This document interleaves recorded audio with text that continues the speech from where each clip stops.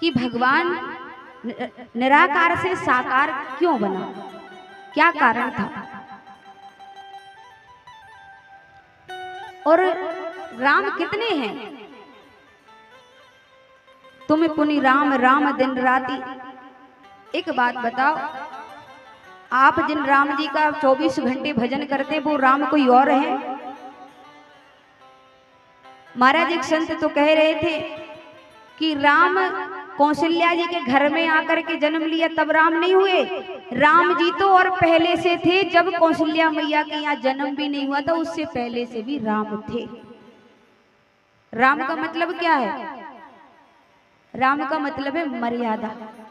मर्यादा में जो जिए, मर्यादा में पूरा अपना जीवन निकाल दे, उसी को राम कहते हैं। तो कहा महाराज भगवान राम कौशल्या मैया के बाद घर में तो बाद में आए हैं, लेकिन राम तो कौशल्या मैया के घर में आने से भी पहले राम जी थे।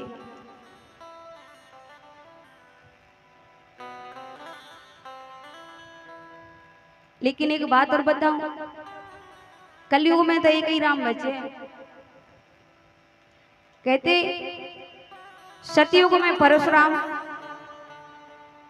सतयुग में परशुराम थे, त्रेता में श्री राम थे, द्वापर में बलराम थे, लेकिन कलयुग में केवल रोटी राम बचे। कलयुग में केवल रोटी राम है। जब तक रोटी नहीं मिल जाए तब तक राम राम राम राम, जैसे ही खाना खाया जैसे हो रही, फिर राम को याद नहीं करना। जब तक बिल्ली शिकार नहीं कर लेती, चूहा नहीं पकड़ लेती, तब तक प्रार्थना करती हे भगवान एक चूहा पकड़ में आ जाए। जैसे ही चूहा पकड़ा, भगवान का खेल, भगवान का विस्मरण। इसी तरह हमारी हालत है, जब तक हमें कुछ प्राप्त नहीं हो जाता तब तक हम राम राम चिल्लाते हैं, और अगर प्राप्त हो जाए उसके बाद फिर राम को याद नहीं करना। महाराज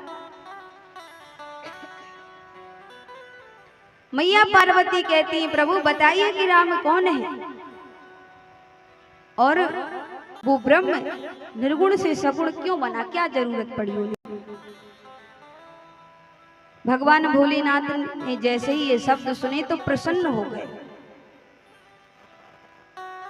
शंकर जी क्या कह रहे हैं, पति पत्नी को बैठ करके चर्चा करने चाहिए एक जगह, आपस में कथाएं सुनने चाहिए, कहने चाहिए।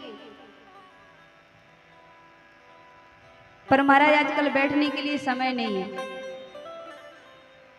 भगवान शिव जी के मुख से पार्वती जी के लिए धन्यवाद शब्द निकला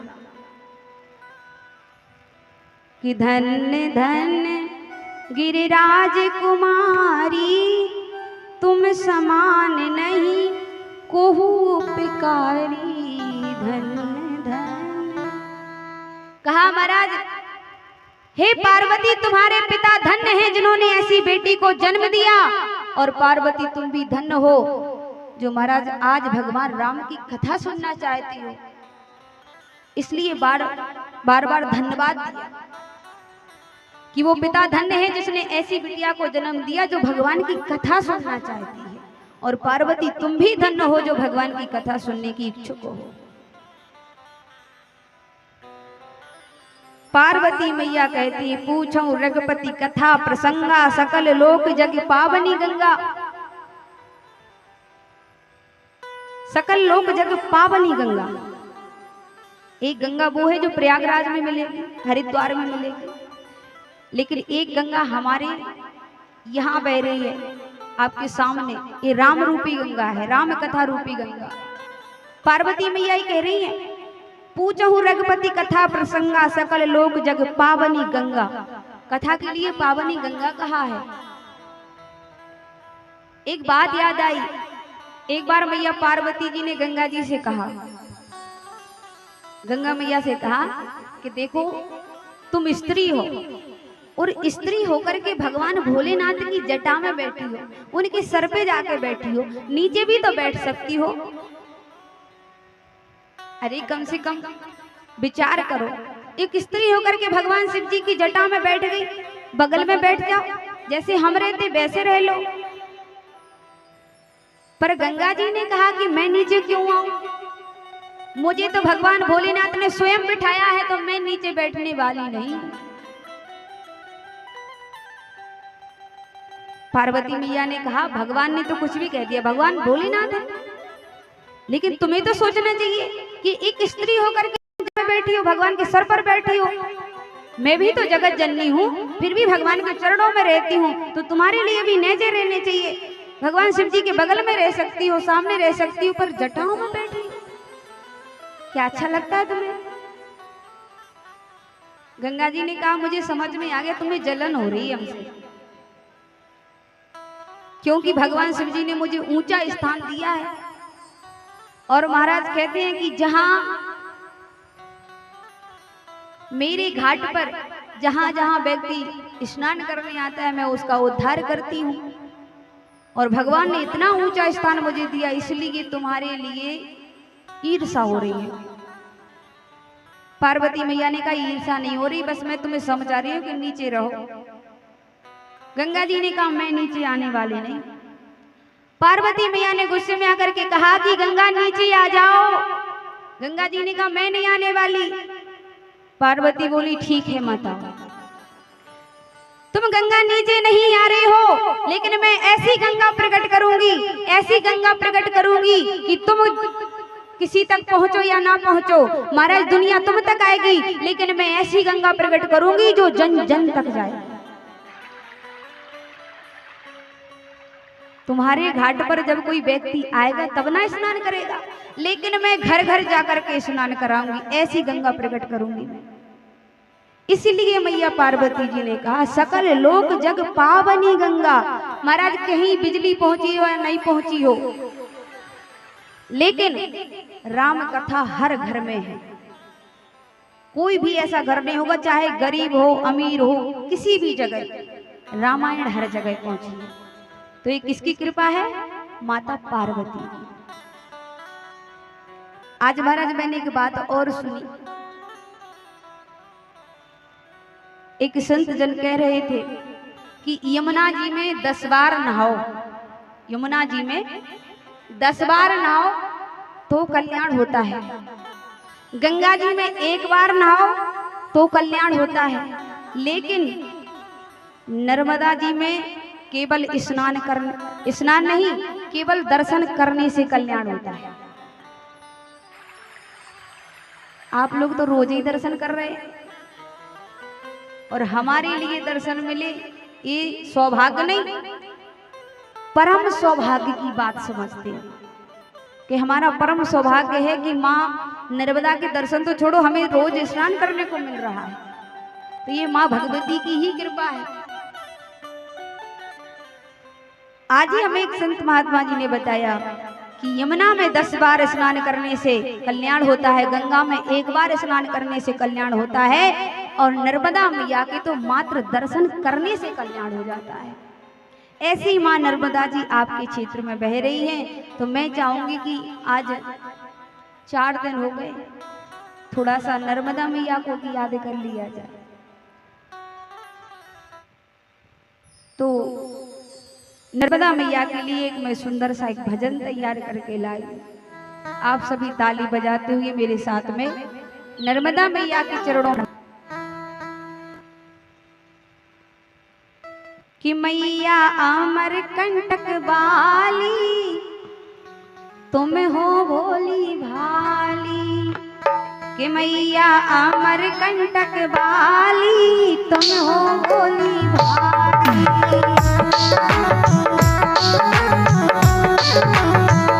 मैया अमर कंटक बाली, तुम हो भोली भाली। संत महात्मा गुण तेरे गाए, संत महात्मा गुण तेरे गाए, बजा बजा के ताली। अमर कंटक बाली, तुम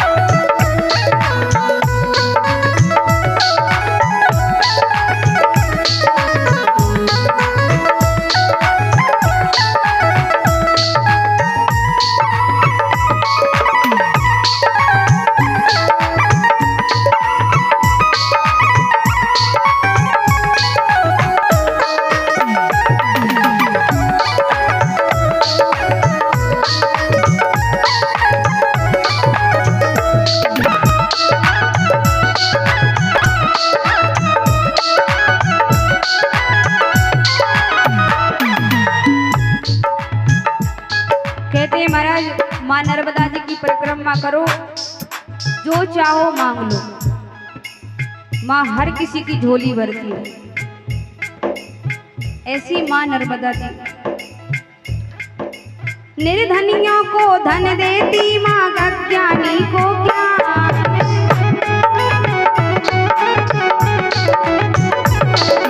निर्धनियों को धन देती माँ, अज्ञानी को ज्ञान।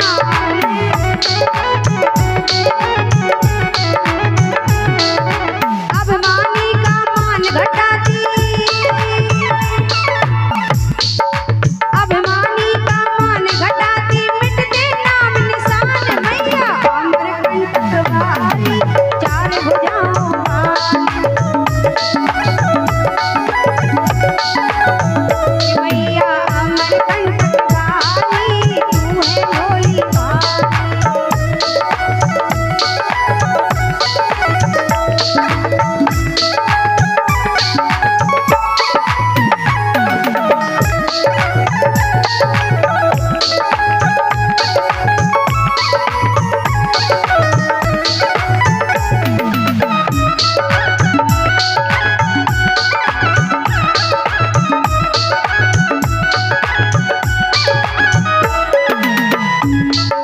लाखों बातें तुमने पल की लागी,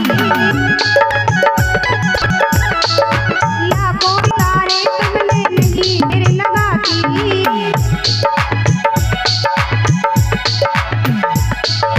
अब तो मैया मेरी बारी,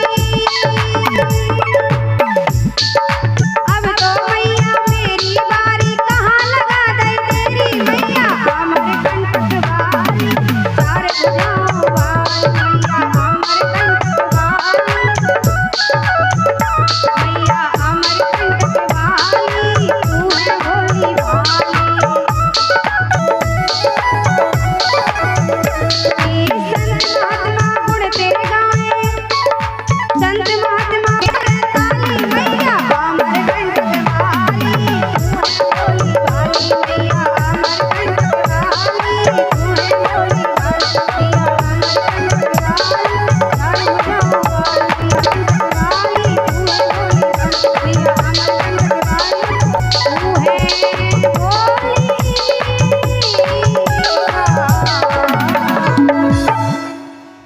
बोलिए नर्मदा मैया की जय। ऐसी माँ नर्मदा जी। मैंने जैसा अनुभव किया नर्मदा मैया में स्नान करके, वैसा मैंने आपको सुना दिया। और आप लोग तो रोज दर्शन करते हैं, स्नान करते हैं, इसलिए आप बहुत भाग्यशाली हैं। परम सौभाग्य है आपका कि नर्मदा मैया गोद आपको महाराज कथा सुनी। ये आपको ऐसे ही प्राप्त नहीं हो गई नर्मदा मैया,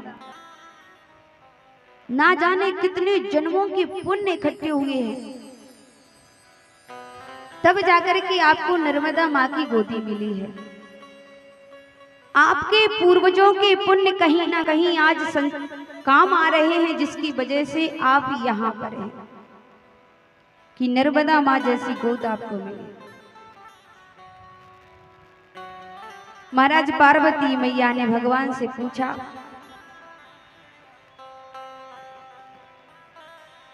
कि ऐसी कथा सुनाओ जो घर घर तक जाए, सबका कल्याण करे। गंगा जी में जब हम स्नान करने जाएंगे तभी कल्याण होगा कि नहीं होगा पता नहीं, कि डूब के मर जाएंगे। लेकिन ये गंगा एक ऐसी गंगा है, इसमें डुबकी लगाने के बाद कल्याण निश्चित है। ऐसी राम कथा रूपी गंगा। और महाराज नाथ ने कहा कि तुमने जो पूछा कि भगवान राम भगवान निर्गुण से साकार क्यों बना, क्या जरूरत पड़ी भगवान के लिए, तो भगवान ने कथा प्रारंभ करने से पहले भगवान बंदहु बाल रूप सोही राम, भगवान के बाल स्वरूप को प्रणाम किया। और उसके बाद भगवान शिव जी ने कहा, देवी तुमने जो भगवान राम की कथा पूछी वो ब्रह्म कैसा है, कहा एक बात बता, पानी का कोई आकार होता है? नहीं होता। लेकिन जब हम उसी पानी के लिए फ्रिज में रख दें किसी भी पात्र में तो उसका एक आकार बन जाता है, बर्फ के रूप में। अब वो पहले बर्फ नहीं था, उससे पहले पानी था, लेकिन बर्फ बनने के बाद भी पानी ही है, बस उसको एक आकार मिल गया है। इसी तरह जैसे हम पानी को फ्रिज में रख देते हैं तो जिस पात्र में रखते हैं उसी आकार का पानी जो है आकार ले लेता है। इसी तरह भगवान के लिए कहा महाराज निर्गुण निराकार ब्रह्म की जब हम साधना करते हैं, भक्ति करते हैं, तो कहा कि भावना की फ्रिज में ठाकुर जी को रखें, श्रद्धा के पात्र में जब हम भगवान को रखते हैं तो फिर भगवान एक रूप लेकर के प्रकट होता है हमारे सामने। हमारा भाव जहाँ सच्चा होता है और श्रद्धा का जहाँ पात्र होता है वही भगवान किसी एक रूप में हमारे सामने प्रकट जाते हैं। जैसे भगवान राम माँ कौशल्या की यहाँ प्रकट हुए, तो भगवान राम कब प्रकट हुए? जब माँ कौशल्या ने पूर्व जन्म में तपस्या करी और उन्होंने अपनी भावना रूपी फ्रिज और श्रद्धा रूपी पात्र में जब भगवान को बिठाया तो राम रूप में प्रकट हो गए। कहा महाराज इसी तरह जैसे एक साइकिल होती है या मोटरसाइकिल हो, अगर जो हवा है, हवा तो हर जगह है, लेकिन हम हर जगह की हवा टायर में तो नहीं भर सकते, हमें दुकान वाले के पास ही जाना पड़ेगी, जबकि हवा तो हमारी यहीं पर पास में ही है, पर हम उस हवा को टायर में भर नहीं सकते। अब महाराज हवा का क्योंकि यहाँ कोई आकार नहीं है, हवा तो है पर हवा का कोई आकार नहीं है, और जैसे ही हम दुकान वाले के पास जाते हैं और वो जब टायर में हवा भर देता है तो हवा का आकार बन जाता है, और वो फिर क्या काम करती है? गाड़ी को चलाने का। इसी तरह भगवान जब भावना की फ्रिज में और श्रद्धा के पात्र में ठाकुर जी को बुलाते हैं तो फिर भगवान भी एक रूप में आकर प्रकट हो जाता है। और महाराज दूसरी बात कि निराकार की समझने की क्या जरूरत पड़ी, बिना निर्गुण निराकार नहीं, क्योंकि निराकार ब्रह्म तो आप सभी के अंदर है, हमारे अंदर है, आपके अंदर भी है, लेकिन फिर भी हम दुखी हैं। निराकार ब्रह्म आपके हर किसी के हृदय में है, लेकिन फिर भी आप दुखी हैं। क्यों? क्योंकि वो निर्गुण निराकार ब्रह्म आपको समझ में ही नहीं आ रहा है। तो जब तक हम सगुण साकार ब्रह्म को नहीं समझ लेते तब तक हमको निर्गुण निराकार ब्रह्म समझ में आने वाला नहीं है। इसलिए कि निर्गुण ब्रह्म को अगर समझना है तो उससे पहले हमें सगुण साकार की कथा सुननी पड़ेगी, तब जाके हमें निर्गुण निराकार ब्रह्म की प्राप्ति होगी। क्योंकि निर्गुण ब्रह्म को केवल और केवल एहसास किया जा सकता है, उसे पकड़ा नहीं जा सकता, उसे छुआ नहीं जा सकता। लेकिन महाराज जैसे एक व्यक्ति बोला कि भगवान कहाँ होता है, कैसे पता चले? गुरुजी से बहस करने लगा। गुरुजी ने पूछा कि भगवान होता है? तुम्हें पता नहीं है, एहसास करना पड़ता है भगवान का। बोले महाराज मैं रोज ध्यान करता हूँ, मुझे तो आज तक एहसास नहीं हुआ कि भगवान है। तो गुरुजी ने एक चांटा लगाया। बोले गुरुजी आपने चांटा लगा दिया, मुझे दर्द हो रहा है। गुरुजी ने कहा कहाँ पर हो रहा है बताओ? बोले जहां आपने दिया वहीं हो रहा है। बोले हमें तो दिखाई नहीं दे रहा कि तुम्हें दर्द कहाँ हो रहा है। बोले गुरुजी समझ गया। बोले बेटा जिस तरह तुम्हारे लिए ये दर्द का एहसास हो रहा है मुझे दिखाई नहीं दे रहा है, इसी तरह भगवान भी कण कण में व्याप्त है, लेकिन वो भगवान कब समझ में आता है? जब हमारी भक्ति दृढ़ हो जाती है, हमारा विश्वास पक्का हो जाता है, तब हमें भगवान दिखाई देता है। निर्गुण बर का सिर्फ और सिर्फ है, उसे देख नहीं सकते आप।